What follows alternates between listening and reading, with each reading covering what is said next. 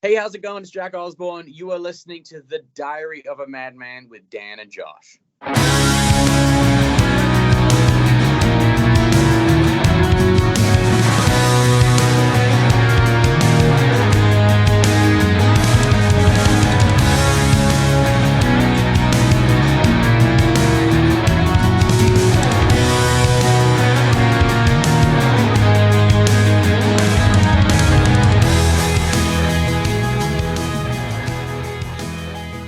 Hello, and welcome to another episode of Diary of the Madman, the ultimate Ozzy Osbourne podcast where we geek the fuck out about all things Ozzy and all things Ozzy related.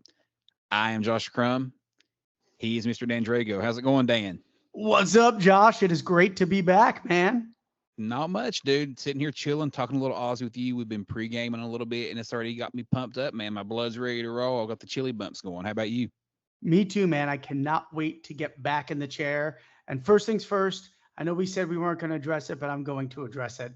I apologize about being so off the air. We've been getting, texts, and thank you to all our fans out there asking if we were done, if we were still coming to be doing more shows. And of course we are, but unfortunately I had a death in my family, and it just, the way everything worked together, it was like we were going to record, then something happened, then we were going to record, something happened, and then my mother passed away. And it was been a little bit difficult, and I've been taking care of a lot of that, and it just kind of postponed doing the show. And now we're back. Everything's kind of been settled, and I got to thank Josh and our main man Ryan for having patience with me, because this is 100% on me, and I know I'll be quoted on that later, Josh.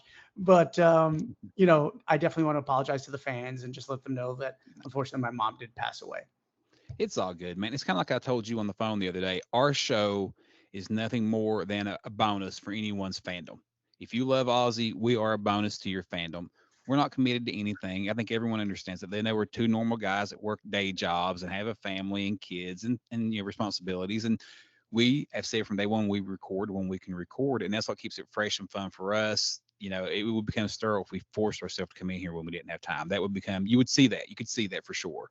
Yeah, And one thing we always hear feedback wise from us is that our energy and our enthusiasm, and that, we don't want to lose that. So it's all good. thanks, man. And I agree with you. And I think the passion just comes out in our performance when we talk to each other. And this is not put on, guys. We are genuinely this excited when we talk, not only about Ozzy, who, obviously we worship, but just Josh and I getting to talk to each other sometimes is exciting, because, there'll be weeks and months that go by that we haven't caught up. So, just seeing his face gets me to smile, and, I just love it. So again, we want to do this and be authentic as possible. And I don't want to come on and not be the Dan that you guys all know and hopefully love. And Yeah. same with Josh. You might have a bad day at work, or some personal shit might be going on in our lives. And, obviously when we do this, it puts that on the back burner, but we want to have that energy and enthusiasm and just fucking passion that we bring to the table every Yeah. time we The talk clear about head. the man. The 100%. clear head for Yeah, sure to come in and absolutely. just, absolutely. So it's all good, man. But in the meantime, since our last episode, it's been a minute, but I thought we'd address again real quick. We're getting closer to the Rock and Roll Hall of Fame induction. Yep. So are you starting to get excited for our man getting his just due finally? Yeah, I mean, Jesus, you and I have been talking about this for years, not even I know. on air, off air. I mean, I can't tell you how many rants that Josh and I have gone on towards each other about why is Ozzy Solo never mentioned about the Rock and Roll Hall of Fame. It pisses me off. They talk about Dio and Maiden and Priest, and nothing against those guys, but it was just never Ozzy Solo. And Ozzy Solo has outsold all of those guys in America, which is where the Rock and Roll Hall of Fame is based. So it just really, really absolutely drove us crazy that Ozzy was so slighted and just like, well, he was in with Black Sabbath. Fuck that. Ozzy Solo is bigger than Black Sabbath here in the States. At least it was for sure in the 80s and 90s. So I'm super pumped, man. I mean, obviously, the big question is he going to perform? What band is going to perform? We could talk about that a little bit in case Yeah. Ozzy doesn't perform. And of course, if Ozzy had to do 3 songs, what are those 3 songs? So, Yeah. first of all, what do you feel, Josh, about, it finally coming? Well, the same as you, man. I mean, finally, it's like a relief almost, right? Yeah. And not to sound morbid, but we wanted it while he's with us. I didn't want this to be something where he'd passed away. Then the next year, oh, we got to get Ozzy in there. Yeah. Like it's not the same. So definitely excited for it. as far as the performance wise, I keep going back and forth. A part of me truly believes he's going to do it, man. He talks and talks about wanting to get out there and a, a, an intimate environment where he can do 2 or 3 songs. I think he could even get by with just doing 2. You know what I'm saying? And they could prop him up like the Commonwealth Games did, or kind of like the halftime show for the Rams that time. And that way he's stable and he's not going to worry about falling and stuff. I feel like they could pull it off. The big question is, like you said, the band. I think Zach would 100% be there. I think Zach would walk to Cleveland to do that performance. Bass wise, he's had Chris Chaney as of late. Chris is on tour with AC/DC, so I don't know how that would pan out. And maybe call Blasco back. He had Billy on bass. Who knows, for just a couple tracks, right? Have Geezer. Yeah. And Tommy will probably be a shoe-in on drums because that's his guy. He loves him. So Jesus, did you see that article that came out that he picked his super band and his drummer was Tommy Clefettis? He picked Tommy. I was listening to that actually. Yeah. It always makes me laugh, man. Yeah. All right, but which songs, if he does 3 songs, Dan, what 3 songs does he got to do? All right, perfect. So first and foremost, if he does a Black Sabbath song, I will probably beat my head against my desk because the whole point of Ozzy going in is it's not Black Sabbath. So I would say he opens with Bark at the Moon, segues into Mama, I'm Coming Home, and finishes with Crazy Train. I think that's the 3, right? That's the 3. Yeah. And if it's 2, I think it's Bark and Crazy Train. You think Mama and Crazy Train? I believe you told me. Yeah, I would say, and I think he would probably throw a little nod to Zach because if Zach plays with him, don't you think he'd want to do a Zach song? Makes a little sense. A little sense. I just feel like Bark and Crazy Train, they're rockers. It's a little more up tempo. He can just kind of let it go. And if he screeches and squeals, who really cares? Whereas if you're trying to do a beautiful, ballad, and you kind of screech and squeal, that can be kind of not that I think he would screech and squeal, but I'm just saying his voice is great right now. But just in case, it's the safer bet. Yeah. But I don't know. And if he doesn't perform, this is a quick question for you. Yeah. Who would perform? Who do you think they could get to perform for him?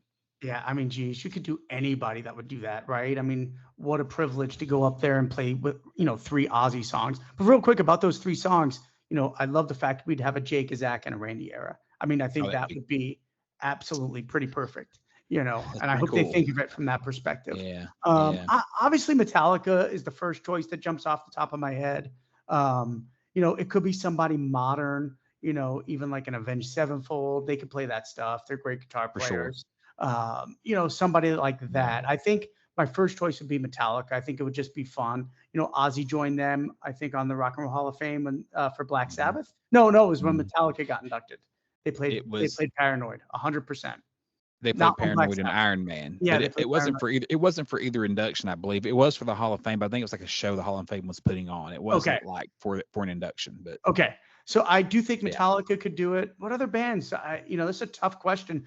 I think Avenged Sevenfold would be fun to do because, they could pull it off. Even though I'm not a fan of theirs at all, I think there would be a good band to pick. Tom Morello is on the committee, so I could see him putting together something where he plays and has whoever with him. Maybe it's a super band. Maybe you got Tommy on drums, Zach on guitar, right? Tom Morello on guitar. Geezer on bass, and then, the singer. That's the hard part. Maybe they bring Rob Halford out. Maybe. I mean, he would definitely do it, right? So it's something like that. It'd be fun. But we're definitely looking forward to that one. And time will tell. October's coming quick, right? So we'll know something before long on if he can do it or not. So and let us know what your choices are for songs and for bands, or if it's a super band, who do you guys see playing the Ozzy songs?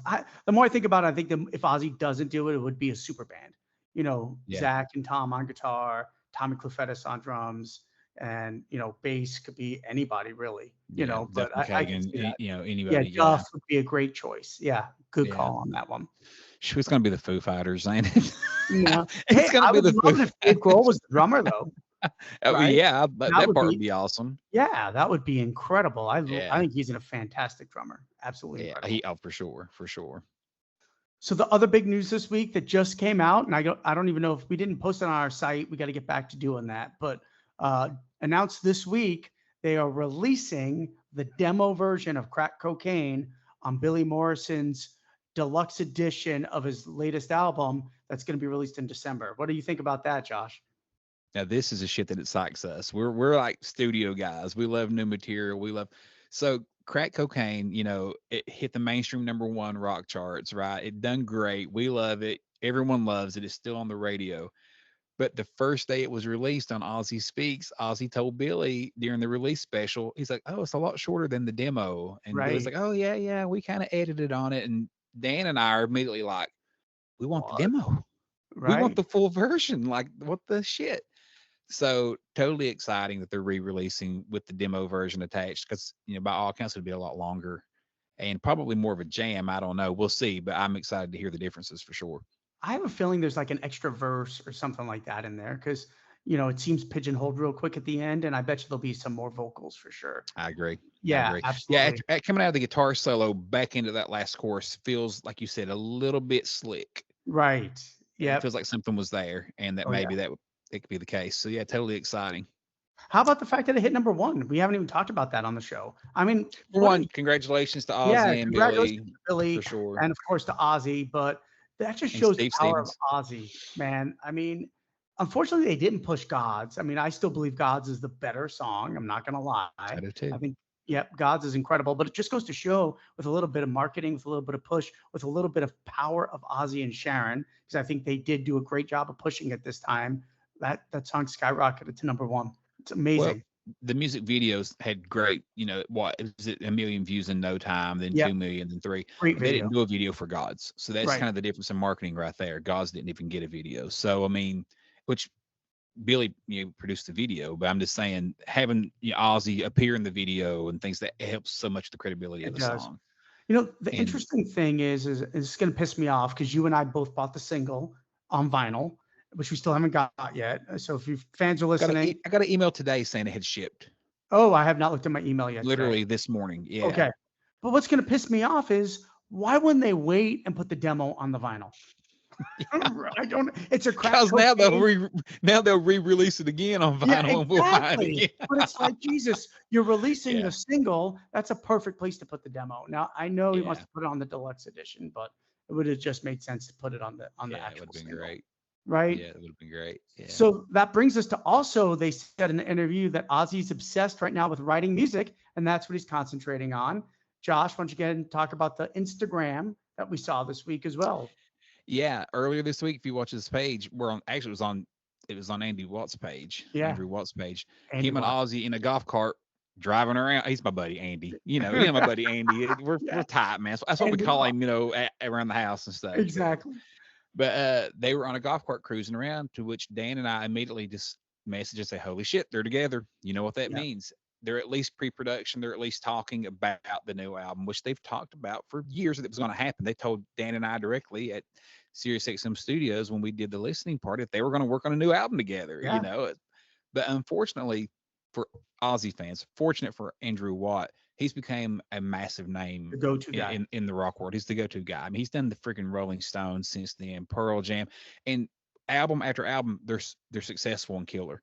That new Pearl So Jam record slays. That's great. yeah, I mean, Paul McCartney suggested the Stones use him for Christ's Yeah. sake. You know what I mean? So he's had to cut out a little more time for Ozzy than whereas before he was a little more available, but it looks like it might be finally happening. I think they said before the first of the year was when they really wanted to get started. We're in August. But who knows? Maybe they're further along than we realize also. Maybe they're knee deep in it at this point. Yeah, maybe Ozzy's bringing in Yeah. his vocal ideas to the riffs that were already written, and that would be way Yeah. further along than I thought. So Could be. we know there's 3 songs with Taylor Hawkins that have never been released. Where do those go? Do those start the next record? Or I'm so torn. I want them to be released, but if they didn't make the record, there had to be a reason for that, right? Is it a fit thing? We don't know. I think they held him back just because of Taylor Hawkins. I think they knew because Andrew said immediately, we're going to use these in the road somewhere. Yeah, Like, somewhat. I think the Taylor factor was why they held those back. Specifically maybe for a Taylor Hawkins tribute record or something. I think Yeah, they but thought some things might happen. I would have thought something would have happened by now for Yeah, sure. I would have So too. yeah, At this point, though, I'm with you. I think they probably go on the next session. Why not? You got these 3 to start with. Hey, Oz, we're already 3 songs in, and the pressure's only there to write 7 or 8 more. right. So the So question is who's going to be on the record? We don't think Zach is. I really don't. I have a bad feeling he's not going to be on the record because they said specifically there's only going to be one guest star. Ozzy said. yeah, So to And me, that and means Jack they're further and along. Jack Osborne said he told us on the show you'll be over the moon with who it is, but Yeah. can't I'm say. gonna we still And think it's Jake, but dude, if I Jake still think comes it's in and plays Jack. all the guitars, even I mean, at this point, we know he's not going to write. Andrew's doing the writing of the music, and Ozzy's writing the Mhm. melodies, and Ali is writing a lot of the lyrics. I think that's But kind of partnership. yeah, but exactly what you're saying. Zach didn't write on Right, Patient Number exactly. 9. He played what Andrew wrote and redid it Right, and made it made it sound better. like an Ozzy album. So I mean, Jake could easily do that if he's interested. Jake's not busy right now. Red Dragon hasn't been doing anything. He's kind of went back into seclusion again. Uh, it would be fans would eat it up, dude. Yeah. Fans would just go nuts for this if he did. So it's interesting. I don't know. Listen to Ozzy speaks. Hopefully, he'll drop little nuggets like they did before of just what's going on. And even Billy said, we're going to do that when Ozzy said, I want to, continue to make music. And Billy even said, we're going to do that. So does that mean Mr. Armageddon is officially going to be released? That's been held back. I've been dying for that song long before, just that title to me, just classic, Yeah. And with the success of Crack Cocaine, Ozzy and Sharon, they all see it. And Billy would like to release it. I mean, let's just get real, right? So with that kind of success, they got to be looking at Mr. Armageddon and going, we got this other one right here that we like just as much. We gotta, that would be amazing. Before we move on, because a couple of things I want to cover in the news that I forgot to mention to you, but Crack Cocaine was supposed to be on Ozzy record, right? Along with Mr. Armageddon. Mm-hmm. Do you feel the song is good enough to be on an Ozzy record? And does it sound like an Ozzy record? Or does it sound like a guest appearance? And I know that sounds like I'm downplaying the song, but there are songs that, sound more like a guest appearance. Just stylistically. Yeah. Yeah. I do. I think it sounds like an Ozzy song. I think it sounds like a modern Ozzy song. For sure. Definitely a lot of No More Tears in there. A lot of No More Tears in the riffage and such. And you got a smoking guitar solo. It's up, the tempo's good, got a good groove. I think it would, had that been an Ozzy album song, I think it would have fit right in with no problem. You? Yeah, I agree. And I'm think when the demo comes out, we're going to say it even more because, I think it's going to be more of that epic style where we're going to be like, oh yeah, that definitely could have been an Ozzy song. No question about it. Yeah. I agree totally. So the other big news for me personally, I think for Josh too, I am just over the moon about this though, is Tony Iommi is releasing the DEP sessions and Fused for the first time on vinyl and re-releasing them on CD. And they're going on streaming. So Spotify, Apple Music, all of that. And I think both of those records are maybe two of the best records that Tony Iommi has ever done. Of course, without the name Ozzy Osbourne on it. But I just think they're amazing, especially Fused. But I think Gone from the DEP sessions, which is already released, go check it out, is one of Tony's best riffs, man. I fucking love it. Yeah. I play it all the time. And Glenn Hughes and Tony, I think, just have a magic together, man. There's just something I'm a big fan of Glenn Hughes, but with Tony, he's ups his game. He's even better. And I don't know if it's the riffs Tony's bringing him, but fuck, if you guys have not heard Fused or the DEP sessions, please check them out, especially when they come out. They come out mid-October. Yeah, I think October 20th, if I'm not mistaken. Yeah. So super excited about that. The interesting thing is, of course, is they replaced the drums on the DEP sessions because Dave Holland got in trouble. So I believe it's Kenny Aronoff came in and replaced the drums. But I know Kenny Aronoff plays on Fused, but I'll confirm that for sure. But interesting, they're not using the original drums; they're using the re-recording. Yeah, I'm a big fan of both those albums also, but Fused in particular, I've always been really high on that one. It, outside of, like you said, an Ozzy release, is one of my favorite Tony Iommi era of any of that. I really like that album. And it's going to include the bonus tracks that were released only overseas. And I'm a big fan of those songs also. Was one Lay It Down Easy or something that I always really liked that one, man. It's something to that effect. So yeah, I'm a big fan of that record. It was Jimmy Copley that came in and replaced the drums. Okay. So it was not Kenny. But Kenny is on Fused for sure. Kenny's on Fused for sure. So it's Jimmy Copley. So I knew that wasn't right, but I just wanted to confirm. Yeah, I think they're great. Tony also released Defied, his new cologne. What do you think of that track? Well, for first, the cologne smells excellent. Tony sent me a thing of it. When me and Andy were sitting around with Tony, he Yeah, had yeah. some on him. It smells amazing. Oh, But we call him Tone when we're just hanging out with him. yeah, What's Tone up, and Tony? Andy was in here Yeah. hanging. But no, man, Tony keeps putting out those cool tracks, man. The instrumentals can be really hard to keep your attention for the span of the song, but they have such an aura about them and a vibe that they are intoxicating, kind of like the cologne. Huh? See what I did there? But no, I really dig it, man. And I can't help it though. When I hear these tracks, I'm like, oh, I like to hear Ozzy sing on that riff right there. Or it's always there with me, and I'm sure it is with you that you would like to hear the Ozman on that stuff. But I dig it, man. I like that he's putting out a little something, and it's just keeps his name out there a little bit. So I should have done my research before we jumped on, but unfortunately, I really love Defy, but I just haven't had time to do this yet. But one of the main riffs definitely reminds me of a riff from one of the 4 songs that were not used for 13, and I just got to listen to it. Or maybe it's No Escape From Now, but I feel like one of the riffs is very similar to one of the ones he used with Ozzy. So I'll hunt it down. I'll learn how to play it and figure I'll it out. listen to that. Yeah. Yeah, but I'll it's a great song. I love the choir on it, man. Choir Yeah. is Oh, so that was the killer. part. Yeah. Yeah. Tony's so diverse. I mean, he's so diverse, but everything just sounds like Tony Iommi. Like Tony. Yeah, which is exactly how you want to be as a musician, you Yeah. know. And He hats could off to Tony. He could go play Chattahoochee River with Alan Jackson, and it was like Tony Iommi playing Yeah. Chattahoochee River with Alan Jackson. Well, it's just we've all amazing. heard him do Smoke on the Water. Right? It sounds just like fucking Black Sabbath. I mean, it's amazing. Yeah, It's amazing. God. So any other news that we want to cover, Josh? I think we're good. I'm going to see Marilyn Manson tomorrow night. That's kind of exciting. Hey, that's He's awesome. back, Where's the looking girl at? good. He's in shape again. He's lost weight. He's actually looking kind of muscular. He's going to be in Cincinnati, Whoa. opening for Five Finger Death Punch. I'm not the world's Ooh. biggest fan, so I'm going to watch Manson. My wife and I, we're going to kick it Head out out of after. there. Yeah, it's nothing against them.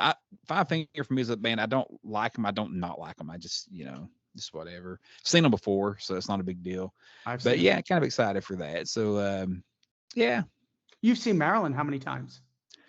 7 or 8. I've met him once. You know what? I will tell the podcast what a great story, if you don't mind. So my wife and I were going to Bogart's in Cincinnati to see Marilyn. And Bogart's is like the greatest venue in the world you can go see anyone in. It holds like 1,000 people, 1,200, 1,300, and it's all general admission, standing room only type venue. Those fun ones.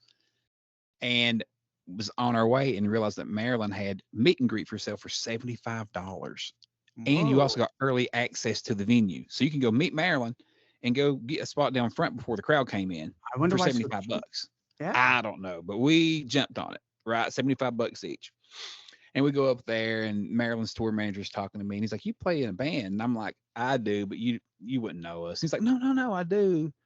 What's your band called?" And I was like, "Well, we're called Downtrend." And he's like, "Yeah, I've worked with you guys before." So like Marilyn's sitting there listening. So I'm like, yeah, maybe, just playing it up. Like, Marilyn signs my autograph. Downtrend sucks. Marilyn Manson, which I thought was the coolest shit ever. Yeah, I got it hanging on the wall over here. Yeah, it's the coolest shit ever. That is something to treasure, dude. And then my wife takes a picture with him, and I take one, and I say, "Hey, can we get one of the 3 of us?" I done the same with Ozzy when we met him. And Marilyn said, "Of course." So we get in the photo, and he's got his boots on. He's like tall as shit anyway, so he's towering over us, right? And he's got his arms around us, and he's always in character. He's like, "So, are you 2 fucking, or are you related?" And without missing a beat, I replied and said, "Well, we're fucking, but we can be related to. We're from Kentucky." To which he started belly laughing. It was the funniest shit. Like he lost his character for a minute. It's cracking up. But my wife was like, "I could have killed you." I was like, "He's got a kick out of us. Who cares? It's funny." It's a great line. But yeah, that was my funny Marilyn Manson joke. You got Marilyn a great character. That's awesome. he laughed like I would have. It's like, dude, The best. She can be my cousin. We're from the mountains. It don't matter. So she's not though, for the record, that I know of. So before we get started on our topic, I just got to address the major situation in the room, which is why I look like Krusty Krab. So I had friends come out. I hadn't seen them in 35 years, and we hung out at the pool all day. And I live in Phoenix, guys. It's been 110 degrees, 115 degrees. And I was in the pool for 5 hours, and I did not put any sunscreen on. And I just got burnt to a crisp. So it's starting to look a little bit better. But my wife wanted to kill me when she saw me. She was like, "What were you thinking?" I just assumed Arizona in August. No, I was out for 5 hours without suntan lotion in the pool, drinking beer and hanging out with some friends. So don't do that, folks, if you live in Phoenix. Yeah, That's for don't sure. do that. All right, Josh, why don't you tell us what the great topic is today? So today is the recording of our 50th episode. Yay! Yeah. We crawled there at the end. We crawled there, but we We finally got made there. it. So 50 episodes of this ridiculous shit. And, when we first started, we didn't know if it would last 3 episodes. Then, we've never, it's like, wow, it keeps growing. And Dan, I can recall so clearly being on the phone with you and discussing, what we hope to get from this podcast. And we both agreed that 30 listeners a week yeah, would be amazing. That would be a huge success. Yeah. And here we sit, thousands of listeners a week, and it just blows my mind. And the Osbournes discussing us on their show and all that shit that's happened in the 50 episodes is amazing, So thank you for bringing that to my life, and I'm excited for us. And for today's episode, we thought we would do a little Speak of the Devils, where you guys could ask us your questions for our 50th episode. Yes, you did submit them 3 months ago. But that's I was just going to say that. Unfortunately, these were submitted 3 months ago, maybe even more, actually. But we got them, we saved them, and we were all prepared, ready to answer your questions. And thank you guys for submitting them. We got some great questions. Looking forward to jumping into them. Yeah, and I just want to say for the record, thank you. And if anybody's paying attention, we did not count the intro as an episode. It was like a 5-minute commercial. So Ryan was all over us about that. I got to throw Ryan out there because I was like, oh, fuck it, let's just count it as an episode. And he's like, no, that's your 49th episode. So luckily we were able to get Martin Popoff on, which was our 49th episode, and this wound up being our 50th. So it worked out perfectly. So absolutely. I just want to thank you, Josh. I want to thank Ryan. I mean, obviously without both of you guys, we wouldn't have a show. So thank you for bringing so much joy to my life and dealing with my many, many crazy moods and just who I am as a person. So you're the man. Thank you. He's such a diva. It's okay. Yeah, I am a diva. I am the diva of the show. I'm the bitch. No question about it. All right. So I figured we just alternate questions. You can ask the first one. Yeah. And then, some of them we prepared, some of them we did not, because the ones that we are asked opinions and stuff, Josh and I are big fans of being authentic, and we didn't want to prepare those answers. So what you're going to hear is us thinking off the top of our heads, because we feel that's the best way to give those sort of answers. 100%. Question number 1 comes from Chris Chirpka. Hope I'm saying that right, Chris. I was just going to say, one of my favorite parts of the episode is going to be Josh and probably myself saying your guys' name. So we're going to apologize in advance, but you nailed that one. Chirpka sounds perfect. I think so. He says, was there ever a song he, as in Ozzy, absolutely hated performing live, solo, or with Sabbath? Dan? Absolutely not. I mean, we think that Ozzy was not a fan of The Ultimate Sin, but that was just the production. He loves the songs. So, I've read countless articles where he says he never gets tired of performing Paranoid. He never gets tired of performing Crazy Train. I don't think Ozzy would produce a song that he honestly, genuinely didn't love. I mean, are there weaker songs in his catalog? Would he agree? I'm sure, but I don't think so. I think he is genuinely happy and would only do the songs. Let's be honest. He only does the songs he's comfortable with, and he's only going to do a song that he's comfortable with, one that he likes. What do you think, Josh? 100%. Couldn't add anything to that. If Ozzy didn't really care to perform it live or didn't enjoy performing it, he's not going to perform it.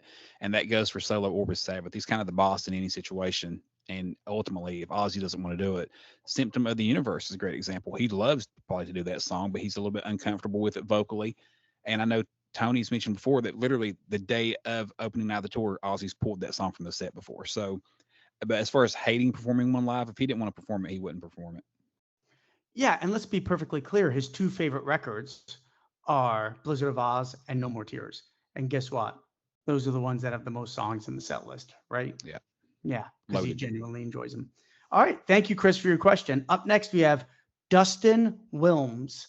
Do you collect any of the toys, comics, clocks, dolls, and other weird memorabilia? Josh, why don't you start? Yes. That's all I need to say. I'm in a room right now. If I could turn this camera and show you, loaded with every damn thing I've ever seen with a man's face on it. It's kind of an addiction. I can't help it. They'll release a toy. I'm like, it don't really look like him. I don't like it, but fuck it. I'll buy it anyway. I've always bought about everything I've ever come across. I'm Dan. Yeah, of course. I mean, I got all the comic books, all the Funkos, all of the weird clocks, and I mean, I would be the guy that would spend $400 at Ozfest. When he come into town, buy 5 shirts, buy the keychains, buy the bottled water. I still have the bottled water. I Yeah, was me going to too. say that, It's and starting it to said holy dissolve. water on the side of Yeah, it, and I have it. It's I awesome. still have one. See, Josh and I knew each other before we knew each other. We were the same fucking person. Yeah, But yeah, it just absolutely. I probably have slowed down a little bit. I don't really go crazy. I remember in the 90s, maybe even in the 2000s, Spencer went crazy with releasing Ozzy shit, and I was buying mhm. all of it. Like really, really. There was Um, like shit that didn't relate at all, like these big giant fucking cars that just had his name on the side. I got the I got a bunch of them. Yeah, I Yeah, got this one of here. You probably have it to the little Diary of a Madman the van. van. It's like a little van, Yeah, like a little awesome. Scooby. I love them. I have But actually a pin collection of the little circular pins that I just framed. Actually, my wife put it up in our living room, which is very cool of her. yeah, that's So, cool. yeah, so we just did all the pins I collected over the years as well. We just bought the new Funko. It just came out, and Yeah. Ryan was the first one to see it, by the way. Ozzy's tattoo is on his wrong hand. It's on his right hand instead of his Yeah. left hand. And that's a big fuck up in my opinion. We Big still fuck bought it because I love the Funkos and they're so loyal to Ozzy. I don't know if anybody else they do as many as they do Ozzy. So he must be a great seller. But how do you fuck up what hand his tattoo is on? I think they did it on purpose because he's holding the mic in that hand. I think Yeah. they wanted it predominant, but it's a bad decision. Shouldn't do that. Yeah. Then he should have put the mic in the left hand. Yeah. Yeah. Wrong decision. Yeah. All Great right. question, Dustin. Yeah. Good question. We're nerds. We can't help it. Matt McCain, who's always been a very loyal listener to the show. Thank you, Matt. Appreciate everything you've ever done for us. What other guitarist would you want to see Ozzy collaborate with? This is That's the pretty good easiest stuff. question for me. Yeah, I've said before, it's not only a guitarist. I would like to hear Ozzy collaborate with Motley Crue. I've always thought Ozzy with Nikki Sixx and Mick Mars and even Tommy on drums, but Ozzy Oh, on vocals would be really fucking amazing to me. not I for would me. like that. That one doesn't work for me. Yeah. But Yeah. as far as just a guitar player, like who is a guitar player with Ozzy? Can I go? Man, absolutely. Let me think Okay. about this one for a second. This one's easy for me, and it really bums me out. He is not the Ozzy Osbourne guitar player, and that is clearly Oh, Richie yeah. Faulkner. Richie Yeah. Faulkner should be Ozzy Osbourne's guitar player. The guy writes incredible riffs, something that is drastically missing from modern Ozzy. He is a shredder. He can adapt any style. He can play Randy-esque solos. He's got a Randy-esque look. As I It's say, he looks the part. Yeah, I just don't understand how Richie Faulkner is not the Ozzy Osbourne guitar player. It Yeah. should be, and it bums. And listen, I love Priest; they're my second favorite metal band. But I mean, this is Ozzy we're talking about. I would give anything for a Richie and Ozzy record. Yeah, that would be amazing. We've Yeah. talked about that a lot over the podcast, but he's so perfect for Ozzy's band. So that's a good call. Anybody else, Josh? I'll go with you on Richie, and I'll stick with my Motley Crue thing. I just think they would write magic together. I would also say Paul McCartney. I know it's not guitar, but Beatles are my third favorite band. I'm a huge fucking fan of theirs, and I would have to say I want it not only for me, but for Ozzy. Yeah, right. I would just love that. And the fact that he hasn't gotten it yet bums me out. But to me, Ozzy is John Lennon-esque. There's no question about it. And I know a lot of you guys don't like the Beatles out there, but trust me when I tell you, Ozzy is a fucking reincarnation of John Lennon on a lot of his nuances, the way he sings. I do have an answer real quick before we move on. Okay. It would be fun. He's a solid player, great player. But I would like to hear one track with George Lynch, just so we could know what it would have been like had it happened. Yeah, because that it was on the table twice. Like it was like a done deal, didn't go through. So yeah, it'd be interesting to hear what it actually would have been like had they worked together. That's a great call. Awesome. Oh, I got one more. Dan I know what Drago. you're gonna say. Oh, I think I'm gonna say Brad Gillis. No. Yeah, we missed the balance. We both should have said ourselves. And Yeah, just moved exactly. on. That would have been for sure. All right. Next up, we have a couple of questions from our main man, Simon Main. Simon, thank you for being such a loyal listener to the show. Mm-hmm. If you had to put an Ozzy lineup together to record an album with players who haven't appeared on the same Ozzy album as each other, but have been in Ozzy's band, who would you include? This is a fun ass question. So we would have to pick a bass player, a drummer, and a guitar player. I already have mine just by saying that have not played together on an album. And I'm convinced it's been a decade ago, but you and I and Ryan have discussed this before for sure on our group Yeah, we chat. have. Like this is the kind of shit we always ask each other, and I have no doubt we have. So, am I going to go first? Yeah. So when I Um, read, you go first. You read, I'll go first. yeah, absolutely. So for sure, Randy Rhoads. I just Yep. Randy Rhoads. I would throw on bass since it can't be Bob. I'm going to go with Geezer Butler. That would be very fun. And on drums, I'm going to say Tommy Clefaitis. Fuck it. I'll go with Ozzy, greatest drummer of all time. This is all time lineup. Tommy Clefaitis. Because you can't do Tommy Aldridge, you can't do Randy Castillo. Tommy I'm Aldridge gonna is go my with pick. Tommy. Yeah. Well, then who you gonna put on Tommy guitar? Aldridge. Randy Oh, Rhoads. because they never recorded They together. never recorded together. Well, I was going because they never played together. I guess Oh. technically. All right. So let me read the question. Okay. Record an album with players who haven't appeared on the same Ozzy album. That's what he says. Yeah. Okay. So I was thinking Tommy Aldridge, but I think that's a fair guess. I mean, a fair strikeout because obviously Randy and Tommy played together. So obviously I go Randy as well, which unfortunately takes Bob out of the equation because Bob would be my choice if I didn't pick Randy. And there is a part of me that I could see going maybe Bob. Oh, fuck. Play with all of them. You play with all of them, Bob's done. That's right. Yeah. All right. So Randy, bass player, definitely Geezer. We are so locked in step there. It's not even funny. Yeah. That is like a dream, a wet dream. Drummer, if it cannot be, God, do I go Randy Castillo? Maybe. He But played you on a can't lot of go fucking Randy records. Castillo, right? Yeah. Because you He- picked Geezer, and Geezer and Randy played together. Yeah, Geezer and Randy, did they play a few shows together? No More maybe? Tours tour. No, I mean No Rest for the Wicked tour. Yeah. So you can't pick Randy Castillo. And they did shows together. Hell, first time I saw Ozzy live was Randy Castillo and Geezer on the Yeah. Retirement Sucks. So again, if we're going by a stage Yeah. perspective, we can't pick him. We can't pick Dean Castronovo, who I fucking love. I'd love to pick Dean, but Dean would be a knocks great that out. What about Mike Borden? I'm a big fan of Mike Borden. Mike Borden. That's a Yeah. good call. Yeah, I like Mike Borden. Do I like Mike Borden Yeah. better than Tommy Clefaitis? That's the question. I know I like Faith No More a hell of a lot, but in Ozzy, I think Tommy Clefaitis works a little better. I do too. All right. Are you going with me on it? We're locked in, my man. Oh, man. So Simon has a couple other questions. The second one is, if you were to interview the great man himself for the pod, what would your first question be, Josh? Do you need a guitar player? Do you need a servant? Do you need a helper? Do you need a personal assistant? Do you need a fluff? What do you need? I'll be whatever you need me to do. Mine, it wouldn't be a question, but it's what I've said to him over and over and over, which is thank you.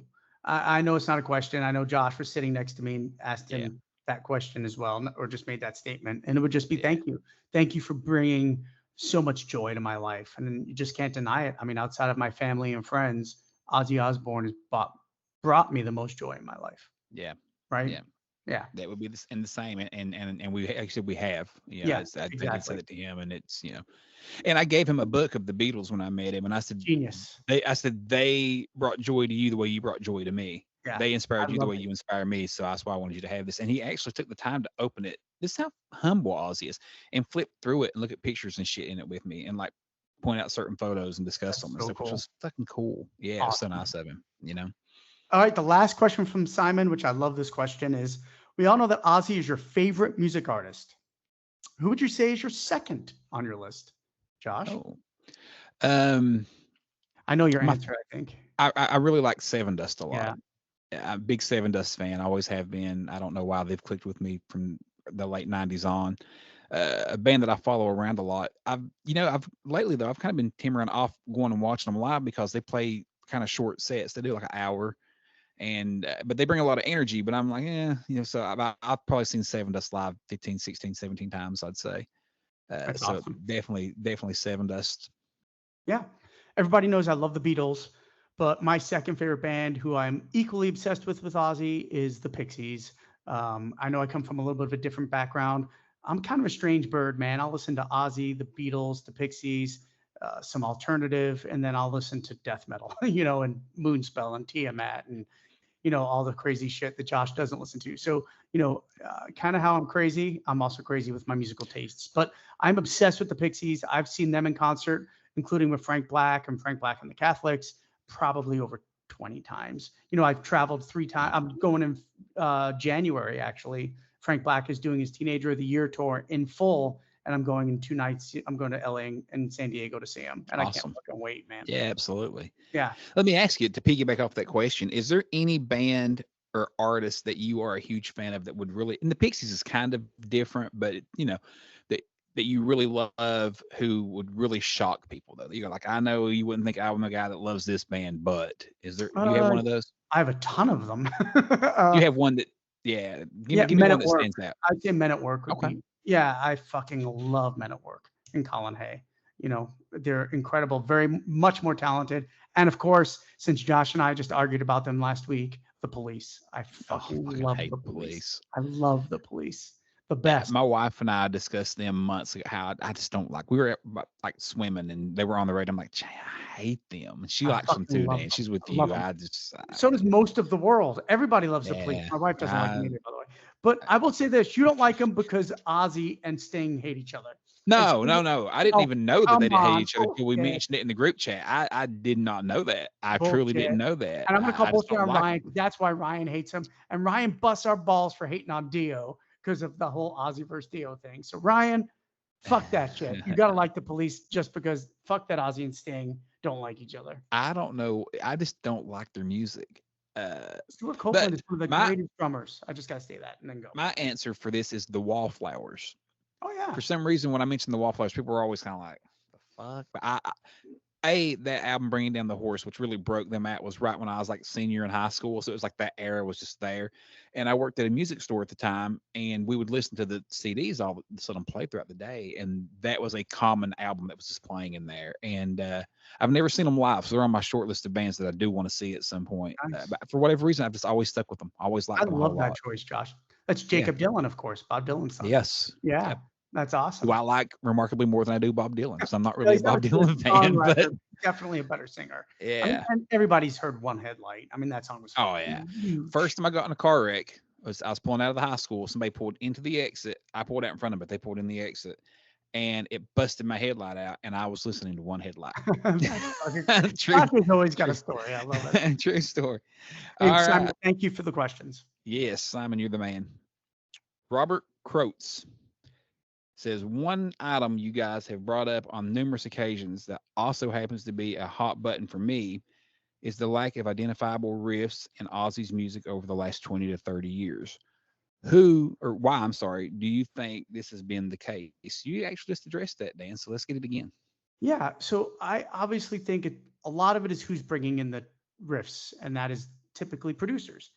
Kevin Churko wrote a lot of Scream. Andrew Watt has written Ordinary Man and Patient Number 9, obviously with Duff McKagan, Chad Smith. So I just don't think you have a riff-driven guitar player. Like if Gus would have written Scream, you would have gotten guitar. And I think the issue is this. So the last album with riffs is probably half of Down to Earth. Would you agree?